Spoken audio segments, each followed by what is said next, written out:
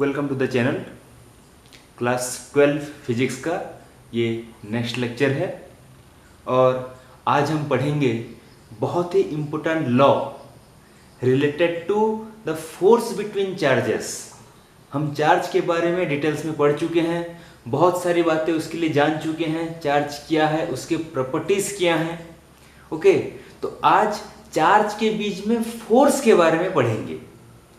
Already हम जब charge के बारे में स्टार्ट किए थे तो थोड़ा सा डिस्कशन हुआ था कि चार्जेस का जो कन्वेंशन है पॉजिटिव नेगेटिव ऐसा क्यों रखा गया था, because of attraction and repulsion behaviour. Okay, तो वो जो एट्रैक्शन या रिपल्सन बिहेवियर है वो क्या है, that is due to force. Attractive force रहता है या तो रिपल्सिव फोर्स रहता है। तो उस फोर्स से रिलेटेड एक बहुत ही इंपॉर्टेंट लॉ आज हमें यहाँ पे पढ़ना है। ठीक है, तो यहाँ पे हेडिंग दिया गया है और स्टेटमेंट भी लिखा गया है। तो आज हमें पढ़ना है Coulomb's law in electrostatics. Okay, coulomb most important कह सकते हैं इलेक्ट्रोस्टैटिक के लिए। मतलब ये जो अपना लॉ दिए हैं इसी के अकॉर्डिंग आगे बहुत सारे कंसेप्ट हमें सीखने हैं। ठीक है, तो Coulomb's law in electrostatics statement यहाँ पे लिखा गया है, आप नोट कर सकते हैं। मैं इसको रिपीट कर रहा हूं। The electrostatic force of attraction और रिपल्सन, एट्रैक्शन भी हो सकता है, रिपल्सन भी हो सकता है, बिटवीन टू पॉइंट चार्जेस। हर एक चीज को यहां पे समझना है। दो चार्ज के बीच में फोर्स, ठीक है, लाइक चार्जेस होगा तो रिपल्सन होगा, अनलाइक होगा तो एट्रैक्शन होगा। Okay, but this law is for point charges. Point charge क्या होता है उसको समझना है। पॉइंट चार्ज मतलब ये नहीं कि एक पॉइंट दे दिए वहां पे चार्ज, ऐसा नहीं है। पॉइंट चार्ज एक रिलेटिव टर्म है। ठीक है, यहां पे इस डायग्राम पे भी देख सकते हो, यहां पे एक चार्ज है, यहां पे एक चार्ज है। तो चार्ज जिसमें है उस चार्ज का साइज दूसरे चार्ज से जितने गैप में है उस गैप से अगर कंपेरेबली बहुत ही छोटा है, very very small then this gap. Okay, तो ऐसा अगर एक रिलेटिव टर्म देखें तब इसको पॉइंट चार्ज कहेंगे। ठीक है, ये दो चार्ज के बीच में जो गैप है, इनके आपस में जो आपस का जो साइज है, मतलब इंडिविजुअल जो साइज है उससे बहुत ज्यादा है ये गैप। तो इस केस में इसको पॉइंट चार्ज कंसीडर करते हैं। ठीक है, तो एक रिलेटिव टर्म है, तो पॉइंट चार्जेस होने चाहिए। तो उनके बीच में जो फोर्स होगा वो क्या होगा, स्टेटमेंट कहता है directly proportional to product of magnitudes of charges.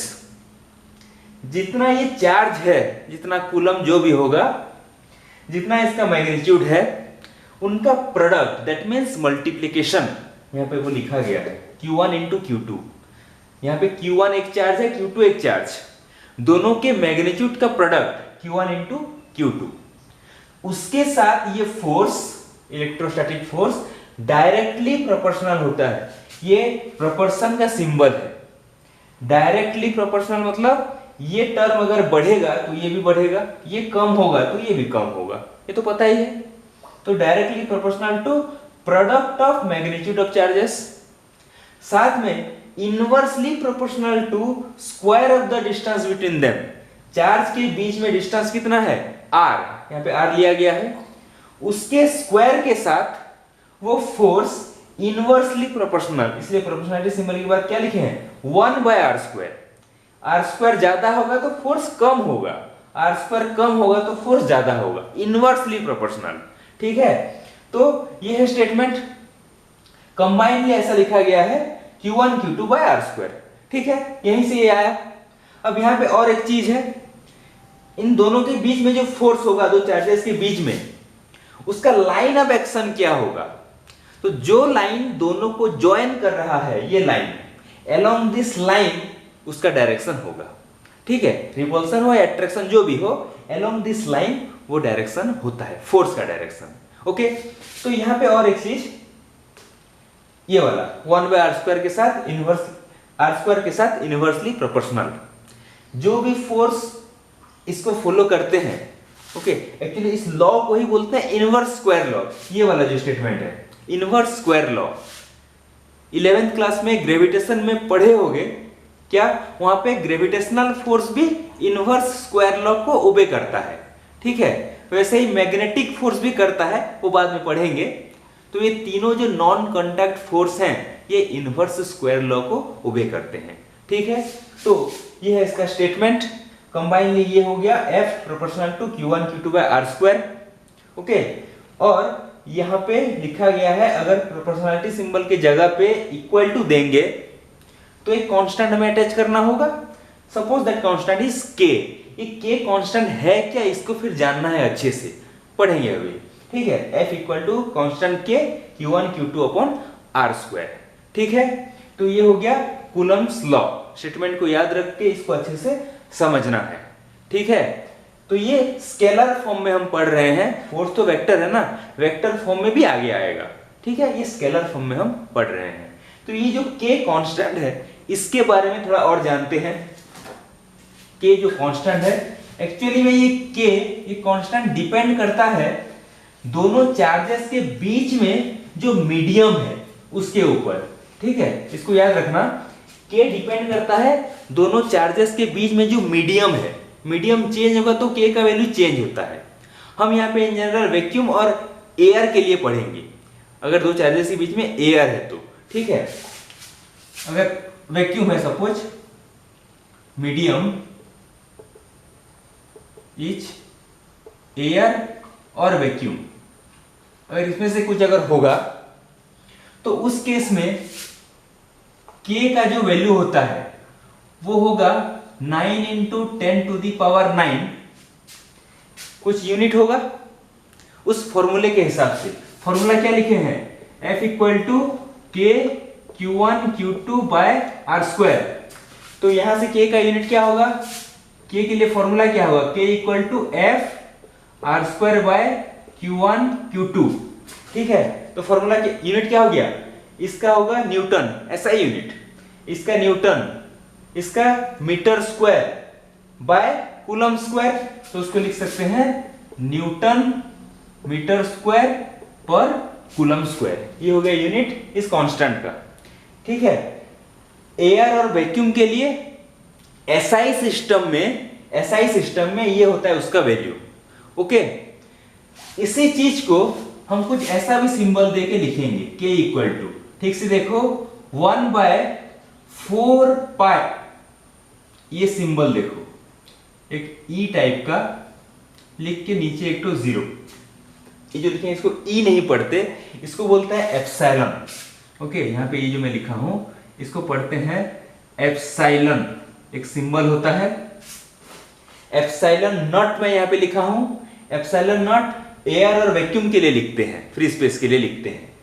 क्या है ये चीज, ओके, इसको बोलते हैं परमिटिविटी। यहां पे मैं एक्सप्लेन नहीं कर रहा हूं, ये टॉपिक खत्म होने के बाद स्पेशली हम परमिटिविटी के बारे में पढ़ेंगे।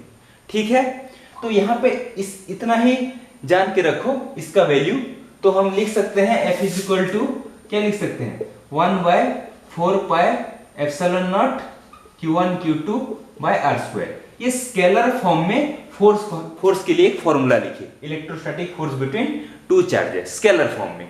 ठीक है, और यहाँ पे क्या है, दोनों चार्ज के बीच में वैक्यूम, एयर और फ्री स्पेस है, इसीलिए एप्सिलॉन नॉट लिखे हैं। ठीक है, फॉर्मूला अलग भी होता है, इसका वैल्यू भी चेंज होता है K का, अगर मीडियम चेंज होगा तो। मीडियम डिपेंडेंट है ये। ओके, तो ये हो गया स्केलर फॉर्म में कूलम्ब्स लॉ। ठीक है, अब फोर्स तो वेक्टर है, तो कूलम्ब्स लॉ को ही हम वेक्टर फॉर्म में भी समझ सकते हैं। ठीक है, नेक्स्ट वही देखेंगे, कूलम्ब्स लॉ वेक्टर फॉर्म में क्या होता है। हेडिंग देंगे vector form of Coulomb's law.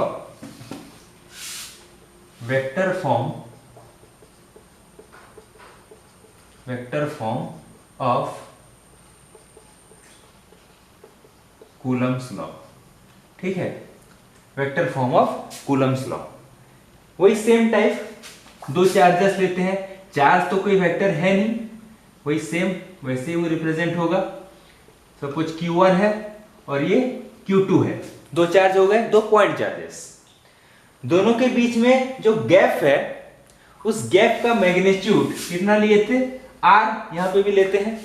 दोनों के बीच में जो गैप है उस गैप का मैग्नीट्यूड, ठीक है। अब देखो सपोज ये दोनों पॉइंट चार्जेस हैं वो भी पॉजिटिव, ओके, सपोज ये दोनों पॉजिटिव चार्जेस हैं। पॉजिटिव होंगे तो फोर्स कैसा लगेगा, रिपल्सन, ठीक है। ये इसके ऊपर इस डायरेक्शन में फोर्स देगा अकॉर्डिंग टू लॉ, इसी लाइन में होगा ना, इस डायरेक्शन में फोर्स देगा।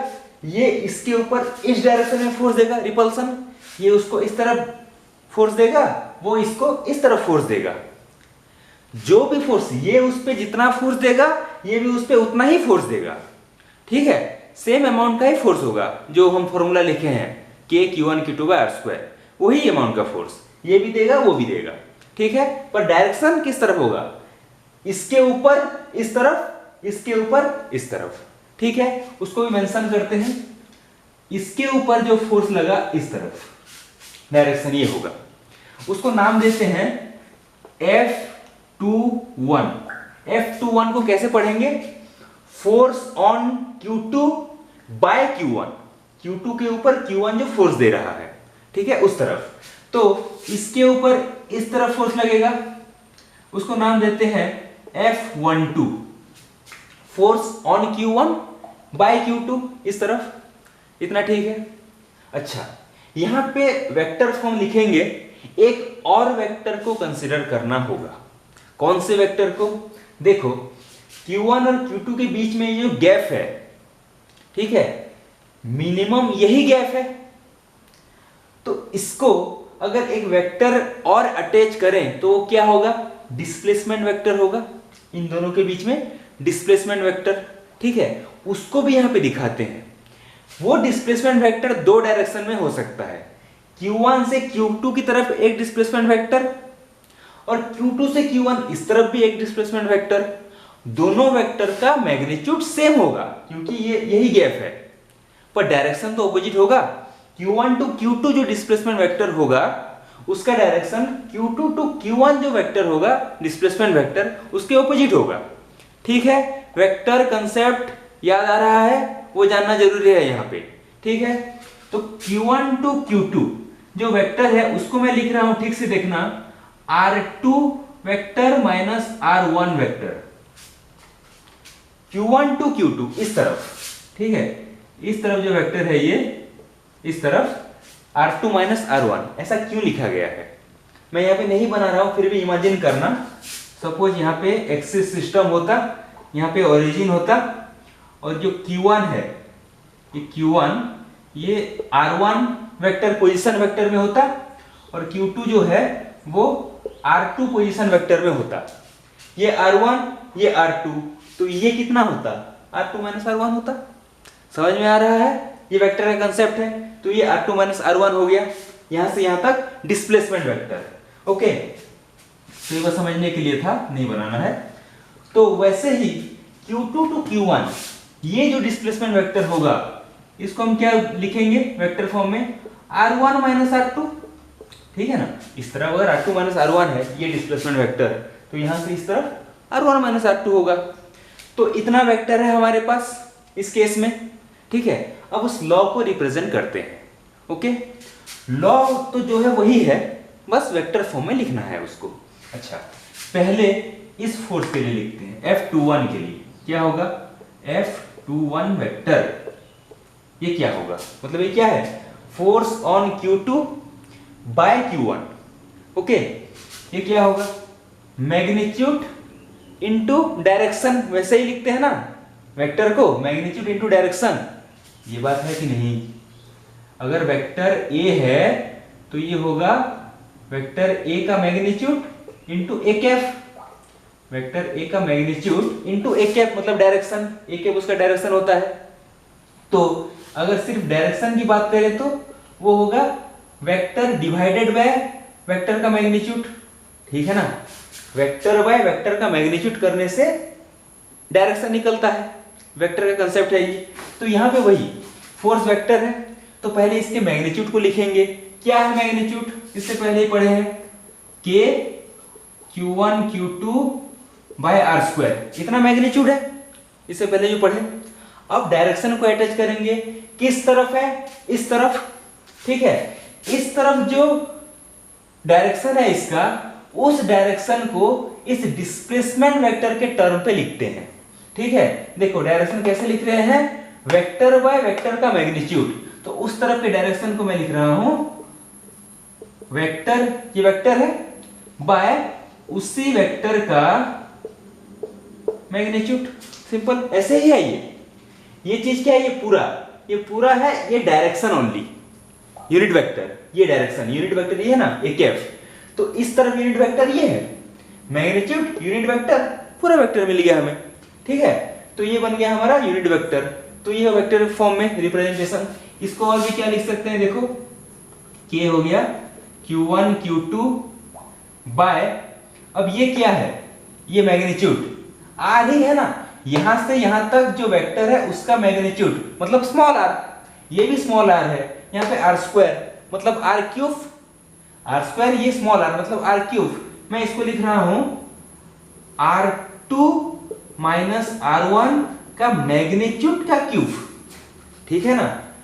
मैग्नीट्यूड कितना है r, यहाँ पे कितना मिल रहा है r क्यूब, इसलिए मैग्नीट्यूड का क्यूब। अब उस वेक्टर को लिख दो r2 माइनस r1, ये हो गया F21। समझ में आ रहा है F21 कैसे लिखे हैं, ये वेक्टर है, तो वेक्टर को कैसे लिखेंगे, इसके मैग्नीट्यूड इनटू यूनिट वेक्टर, ये हो गया मैग्नीट्यूड इतना पार्ट, ये हो गया unit vector, displacement vector divided by magnitude of displacement vector, मतलब ये बन गया उसका यूनिट वेक्टर। अब इसको ये ऐसे लिखे हैं, इसका हो गया r क्यूब, तो r क्यूब को लिखेंगे vector r2 minus vector r1 का मैग्नीट्यूड का क्यूब, ठीक है। ये पूरा बन गया वेक्टर F21।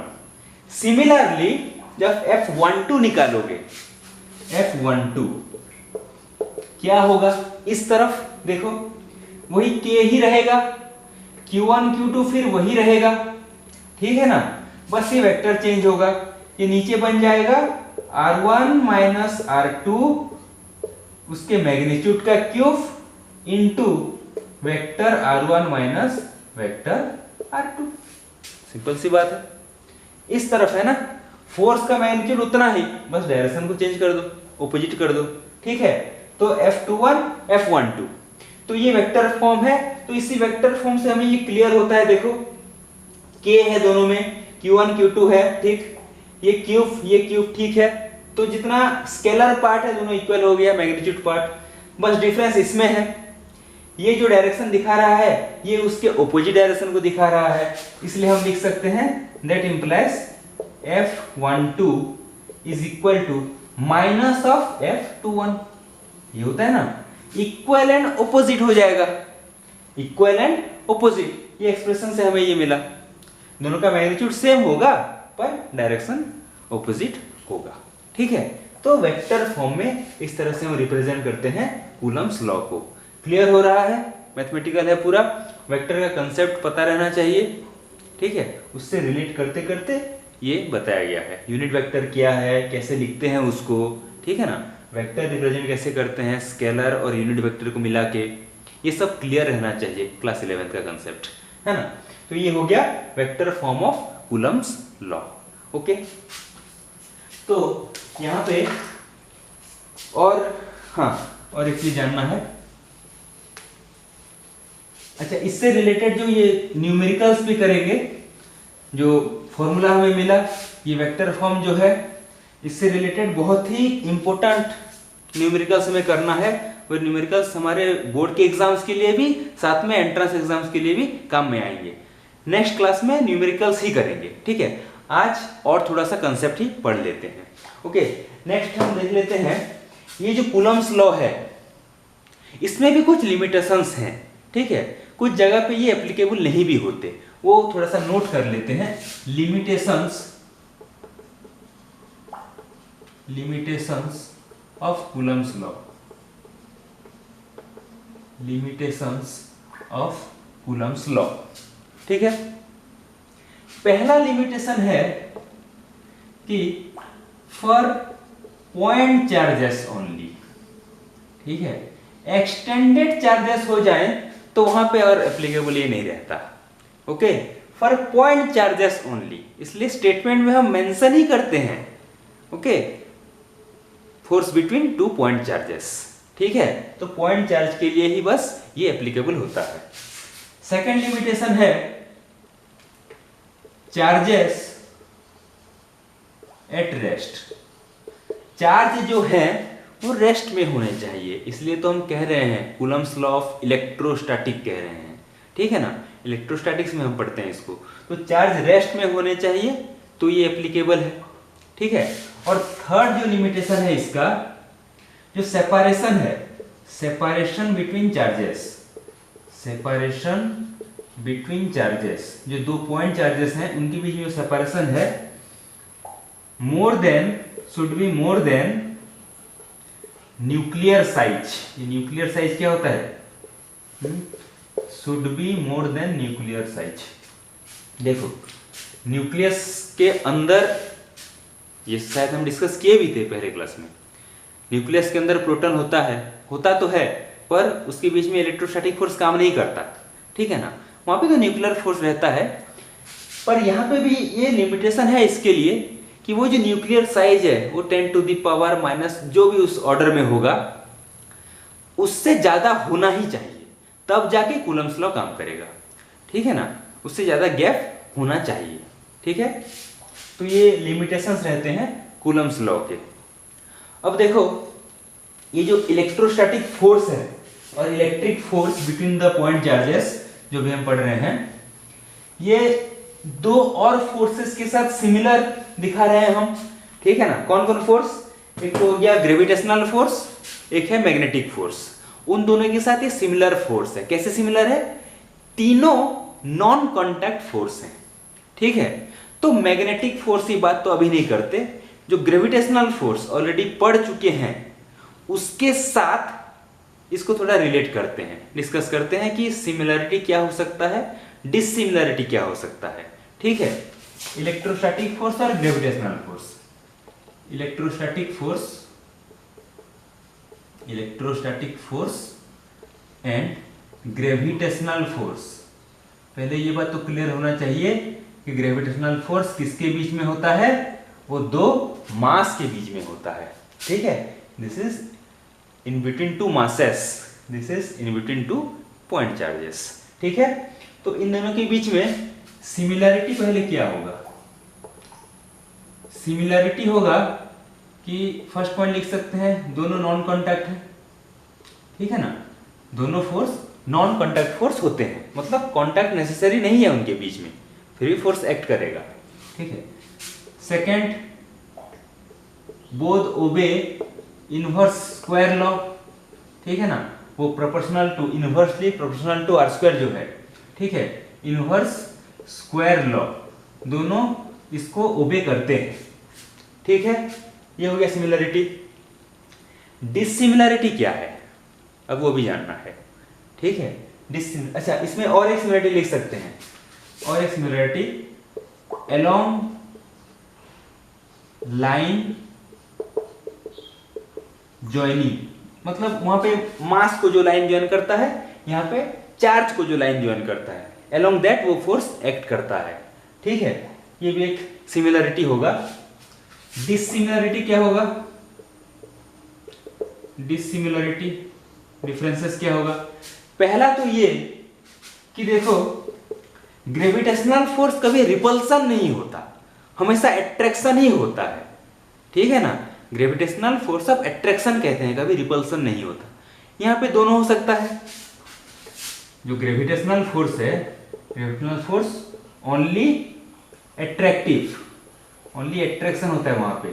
ठीक है, इलेक्ट्रोस्टैटिक फोर्स जो है बोथ एट्रैक्टिव